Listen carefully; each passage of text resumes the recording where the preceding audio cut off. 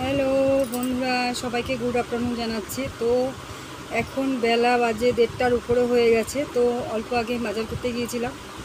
তো প্রচণ্ড বাইরে গরম বলার মতো নেই। তো কয়দিন আগে মানে অসম্ভব গরম ছিল, কি বলবো, বলার মতো একদমই নেই। তো আজকে মানে ওয়েদার যদিও বা মানে রোদ্রুটা পরিমাণটা কম আছে, তো পরিমাণ কম থাকলেও কিন্তু গরমের ভাবটা আছে অন্য দিনের থেকেও কম। কিন্তু আমি গিয়েছিলাম সবজি আনতে, তো সবজির দাম বাইরে বাজারে মানে প্রচণ্ড দাম, বলার মতো নেই। তো ওই নিয়ে এসেছি পটল, ঝিঙে, আলু, এগুলো নিয়ে এসেছি জিনিস আমি। তো আর একটা সিঙ্গাড়া এনেছিলাম আমি বাজার থেকে। সিঙ্গাড়াটা গরম আছে, কিন্তু আমি বসে বসে খাচ্ছিলাম আরও।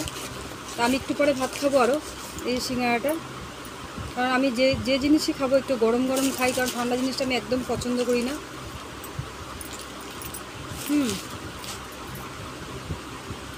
তো কী বলবো,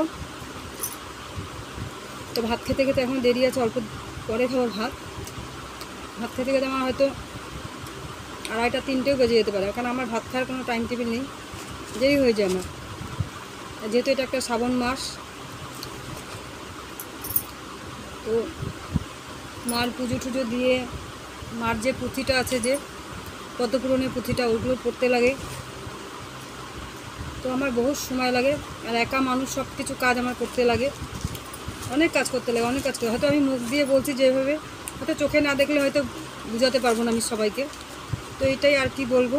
তো ততক্ষণ জন্য সবাই ভালো থাকবেন, বাই বাই।